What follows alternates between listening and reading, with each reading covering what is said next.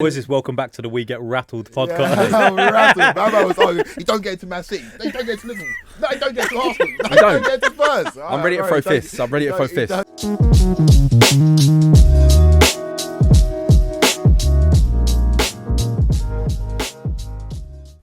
Yes, people. Yes, people. Yes, people. Welcome back to the We Talk Football podcast.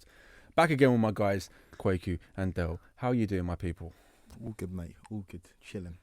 Chilling, maxing, relaxing, acting all cool.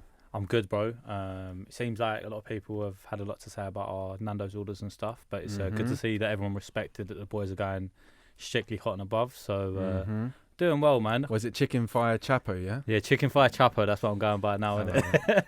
That's not bad. I mean, your order, I wasn't that angry at it, bro. It's just a lot of green in there, you know. It's a healthy option. Fair play to you, but listen, I'm getting double chips. You know me, bro. Yeah, I've been trying to cut this weight. I've applied to do Tough Mudder in April, so I need to cut that weight, man. Yeah, I'm doing it with my boy James, innit? Shout out to James. I know he's listening. He's a West Ham fan as well. Oh. So shout out to James. James. Look how angry Quaker is when I touch the West Ham crest. I can see the twitch in his eye, man. He knows how happy I am. He knows that there's nothing he can really say because we are top dons. The thing is, like, West Ham are a blip of the radar, mate. Do you know what I mean? They're a good team. Do you know what I mean, bro? We're more than a good team. We're everyone's second favourite team right now. There's a romance around the club. I'll be real, man. If I'm not supporting United at the moment, I was watching that West Ham and Liverpool game, and do you know what? It was a great game to watch. Obviously, I work right near their stadium, so I see a lot of the fans coming in and out, and there's just a different sort of buzz around Olympic Park when West Ham play now. So it's really good, man. Not just for the club, but obviously after the year everyone's had to see fans coming back into stadiums and to obviously see your club playing at a level which, let's be real, a lot of West Ham fans didn't think they could reach. So to be playing at that level, it's got to be good for West Ham fans, man. I'd put my neck out there. We're pretty much London's club right now. Maybe. Mate, you can hear the rouse in his voice. That's what it's like. Nah, I'm not even going to entertain this. Not even going to chat to you. What do you want me to say? Like, Chelsea's reject came and saved you, Kurt Zuma. Oh, look at him. He's hurt. He's hurt. He's so hurt right now. Chelsea's reject. You know what I mean? Chelsea's reject, mate. They're all fucking sucking off. Declan Rice is Chelsea's reject. We sacked him off at the age of 15. Now he's the best player in the world. Now he's the best centre midfielder in the world. Wait, now man's getting dressed up on the podcast because Declan Rice is falling. Nah, do you know what? Who's Chelsea's best ever player? Oh, Frank Lampard. Where did he come from? Oh god! I didn't know Didier Drogba came from West Ham. Yeah. Well, you think Didier Drogba's a better Chelsea player than Frank Lampard? Bro, that's a debate for a different day. But mad. This is We Talk Football, not We Talk Chelsea. Mate, I don't want to talk Chelsea. I want to talk about those. But I got dressed up to talk about West Ham. Talk about West Ham, bro. Mate, these are my guys. All right, look, Europa League for a reason. Right, but talking about clubs with real passion. You know, real clubs with real fans. Yeah. Not none of this plastic money that existed 10 years ago. You know. Newcastle. Last few weeks they've gone through a bit of a madness. Man said real money, real. This is a Saudi Arabia club, bro. Okay.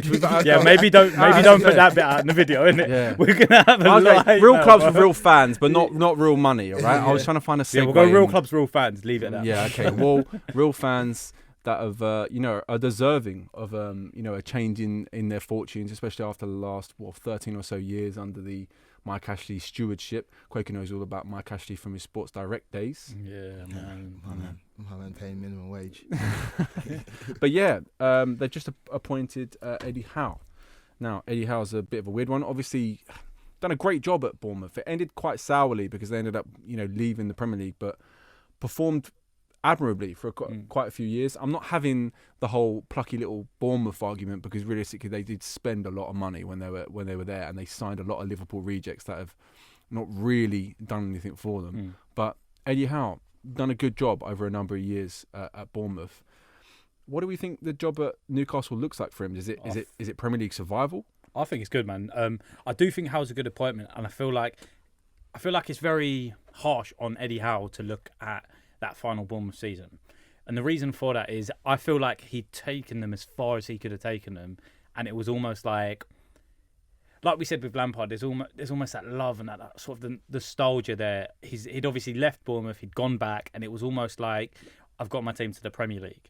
I feel like after that second season, where you saw they started to drop off just a little bit, I feel like that was the time to say, you know what, like, let someone else have a go at this. And I feel like that was a mistake, not just by himself, but by the club as well.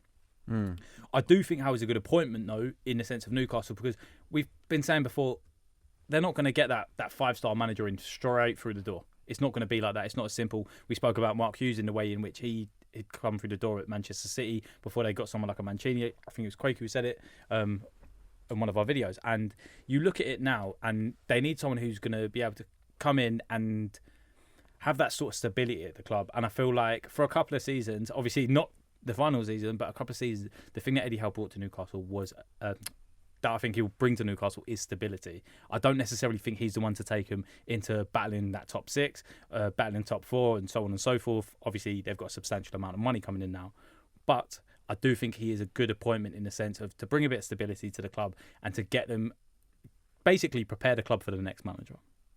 Yeah, I don't disagree with that too much. And there are players at Newcastle that Eddie Howe's familiar with, and Callum Wilson and Matt Ritchie and Ryan Fraser. So like the appointment does make sense. The only problem is I wouldn't say Eddie Howe is necessarily the most astutely defensive coach, and I feel like Newcastle's problem this season has been defensively. Bruce, before he left, departed from what he was known for because the fans were getting on his back. Last season they were very, very defensively resolute, but this season there's been departure from that, and they can see quite a lot of goals and quite a lot of silly goals. And that's quite a difficult thing to change if you're not that way inclined as a manager. So I feel like the defence is definitely something he's going to have to sort out straight away. The fact that he's retained Graham Jones, who was caretaker manager when Bruce departed, is very, very key to keep that continuation there. But I feel like it's going to be a very, very tough job for him. Like Newcastle are in a bad way. As much excitement as there was when the money came in, it's still a massive job to do. There are still loads of problems with that squad. There's still loads of problems and fractures within the fan base who are scarred after the Mark Ashley tenure. And so if Eddie Howe keeps Newcastle in the division, he's done a very, very good job. 17th position should be their goal. And then you can build from there. How much time he'd be given after that remains to be seen, because I don't, like you said, though, I don't think he's the man to take them to the levels that they want to get to. But for him, it's a great job. He rejected Celtic in the summer. Talks broke down for various reasons, and now he's got a Premier League job. He's back in the Premier League. It's time for him to prove himself. He's got a big, big job there. There are bones of a decent side there, like I touched on before. Callum Wilson's there. He's a striker that will score goals and has scored goals for Eddie Howe in the past. So it's about getting the tune out of his best players, and if he can, then there's no reason why Newcastle shouldn't stay in the division. I think there are 3 sides in the Premier League that are worse than them.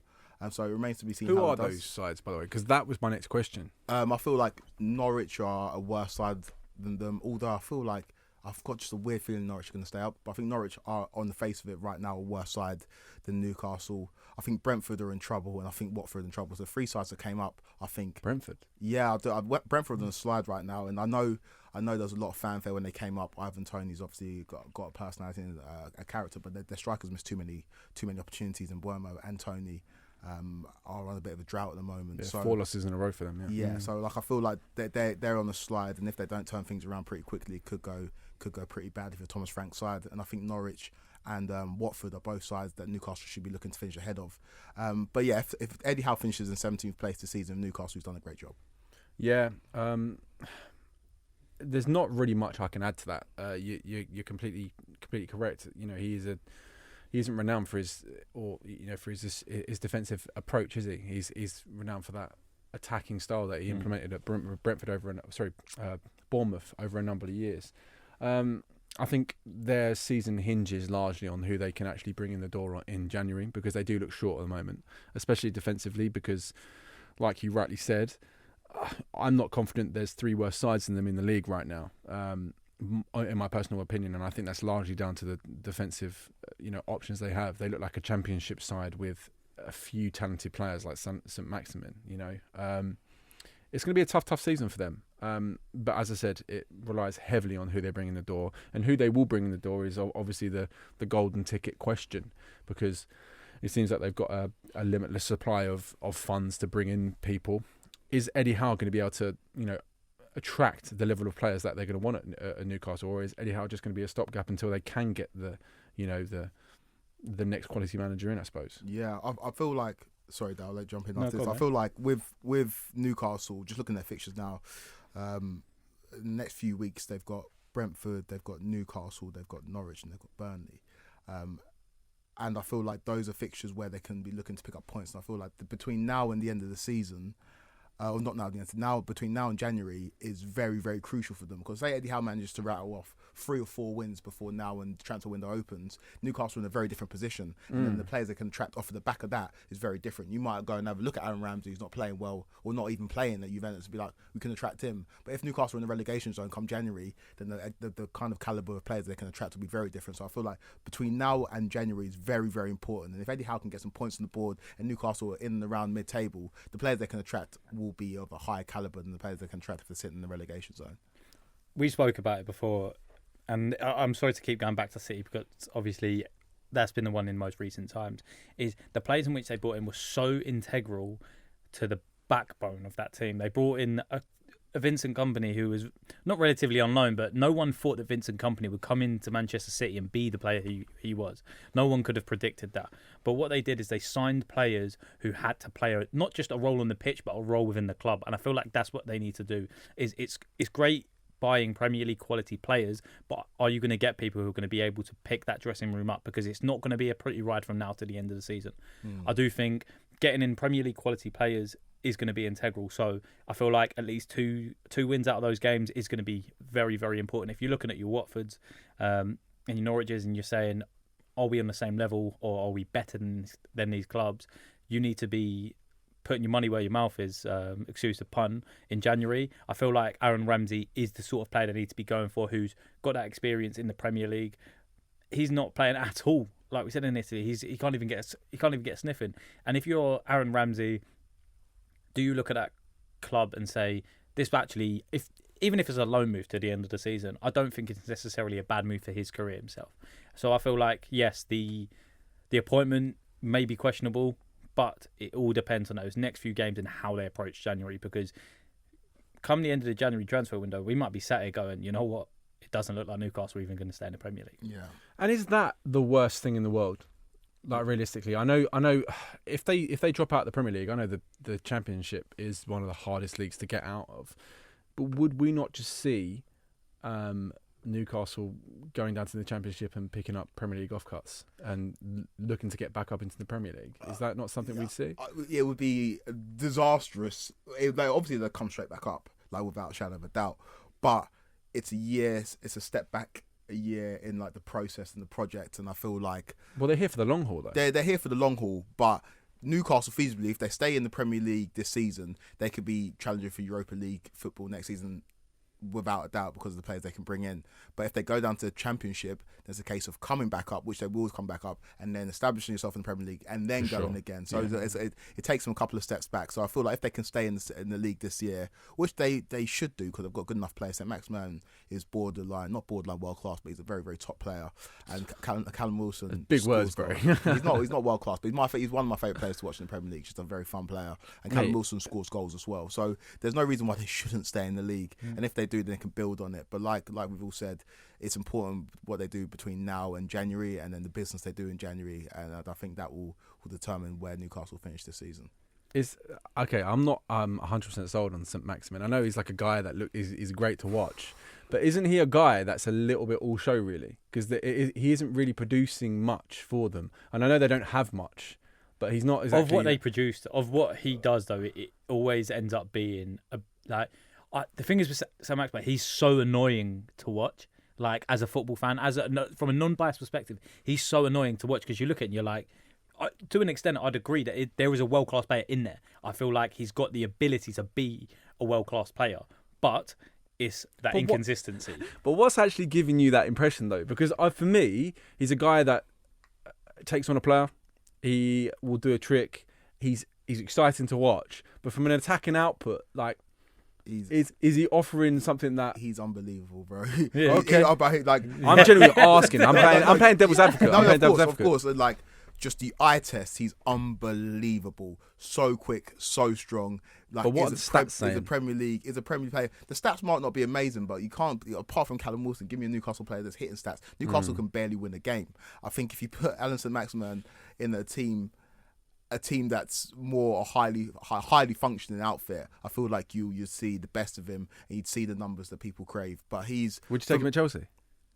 We'll take Alan St-Maximin at Chelsea. I don't think he wouldn't fit in. Because I wouldn't take him at West Ham. Well, you're insane Look if you at would take him at West Ham. Wait, I'm not putting him in above Fornals or Bowen. Are you mad? If he's on the market, like Alan St-Maximin's on for sale, you at West Ham are not taking him. That you are. Man, I lost. might Are take you him. telling me that he doesn't? If you look at a squad like Arsenal and you're telling me putting a player like Alan St-Maximin in that team doesn't make him better? But he's a baller.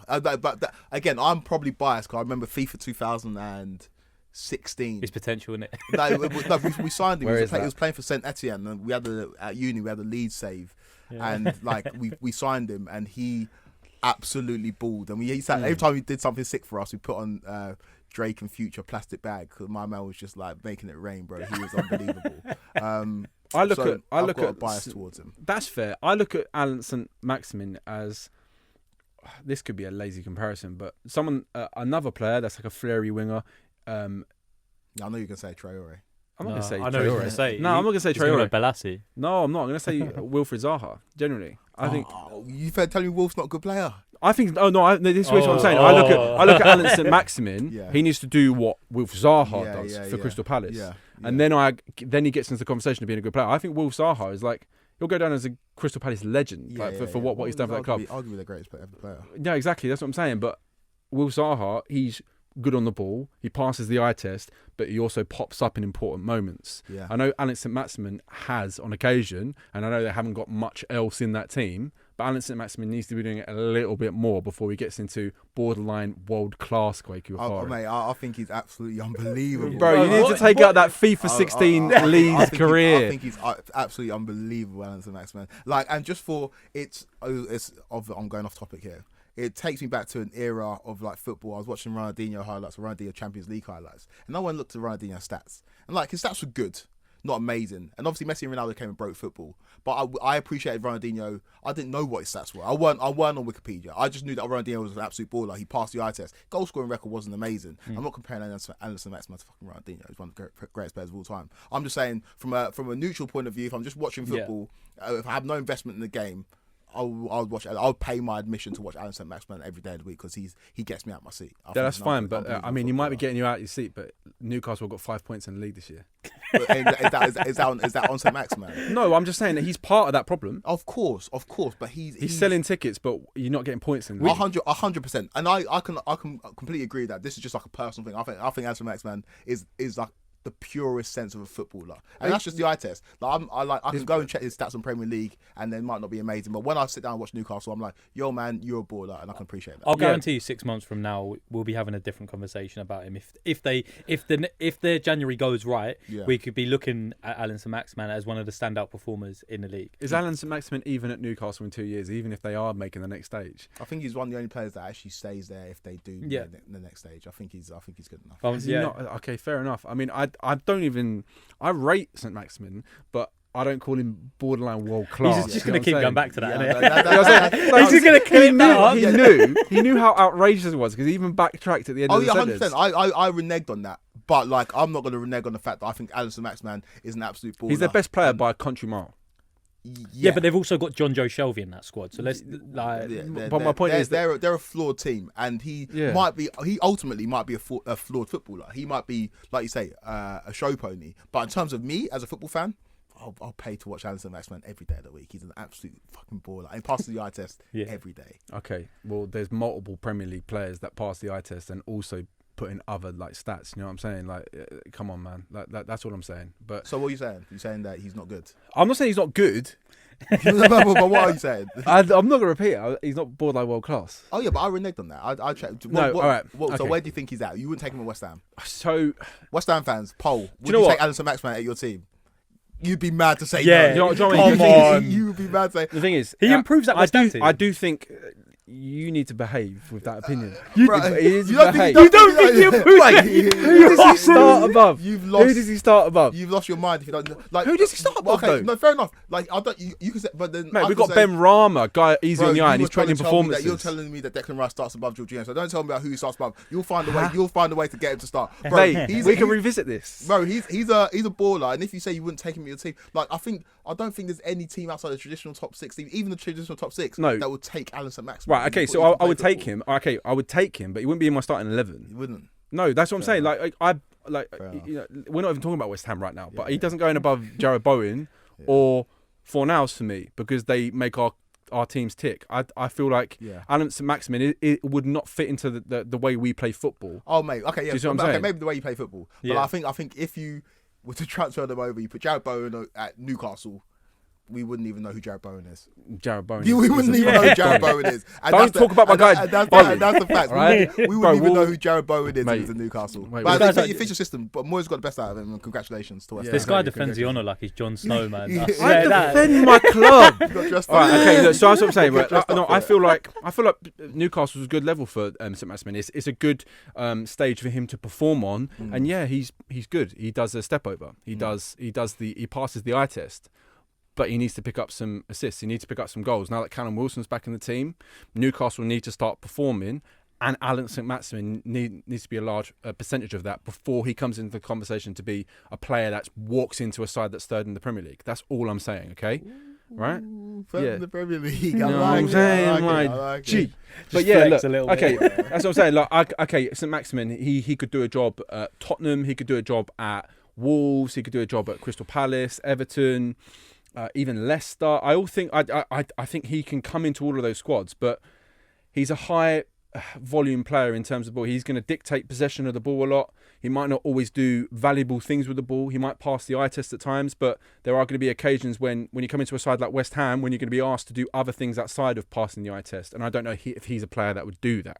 That's all I'm saying. Yeah, okay, yeah. You know what I'm saying? He wouldn't succeed at Chelsea because he just wouldn't play that type of way. He's that flamboyant, he's that free spirit type of footballer, you know? Fair enough. Come on, man.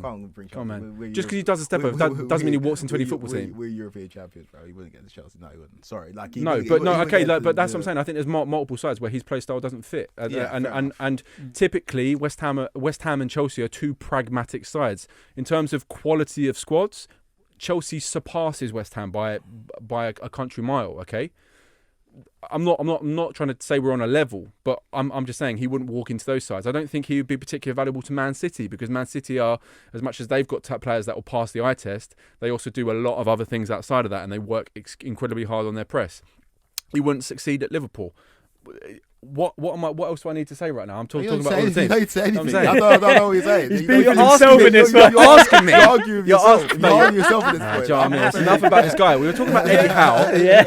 We're talking about Eddie Howe succeeding. Quaku brings out some nonsense, reneges it, and then... What is this? Welcome back to the We Get Rattled podcast. Yeah, my man was arguing. You don't get into Man City. You don't get to Liverpool. No, you don't get to Arsenal. No, you don't get to Spurs. I'm ready to throw fists. I'm ready to throw fists. With yourself, it looks like. You don't get into him. Yeah, fair enough. I like him as a footballer. That's what I'm saying. Yeah, that's fine. Comments, Again. Yeah, comments. Let us know, because realistically, does Alan St-Maximin walk into your Premier League side? Let us know who you support, and does he start in your starting 11? For me, he's getting nowhere near mine. Del, is he getting near your Man United starting 11? No. Okay. Right. Well, okay. I'm not going to sit here and say I don't think a player of his level wouldn't bring something to the squad, though. That's not me saying he wouldn't come into the club and at least do a job. Like, he makes things happen on the football pitch, and that's important. Yeah, that's how I understand he passes the eye test. But going back to what I said, like, Will Zaha passed he passes the eye test, but also makes something happen at a Crystal Palace side before they're the Crystal Palace side this year. Let me enjoy my football. You know what I mean? I'm just saying I enjoy. Yeah, bro. I'm so saying I enjoy watching guys play football, and I'm being told you won't get to this side. I'm saying I like to watch him play. You don't need to watch him play. I like to watch him play. You don't. I like to watch him play. Side. Like, it's fine. It's fine. Mate, you question. It's fine. If you're against my side, I like the way he plays. You like the way he plays. Okay. He's a baller, man. Yeah, baller. Yeah, that's fine. With no attack. We'll leave it at baller. Yeah, leave it at baller. I know my man was the guy who was saying stuff. Bro. He's looking at me. I'm like, bro, I'm ready. I like the way I'm riled, mate. I've had an espresso. I'm fucking ready for this. I'm ready. Said anything about Bowen? I think we've bled this one dry. Yeah, we bled this one. But 10-minute videos now, 24 minutes. There's gonna be a lot of editing again. Okay. Well, in the meantime, guys, where can they find us, Quakes?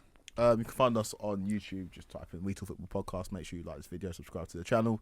Find us on Spotify. You can find us on Apple Music. You can find us on everything. So make sure you're engaging in the content, you're liking, you're subscribing, and we'll be back with more content very, very soon. Sick. Catch you next time, guys.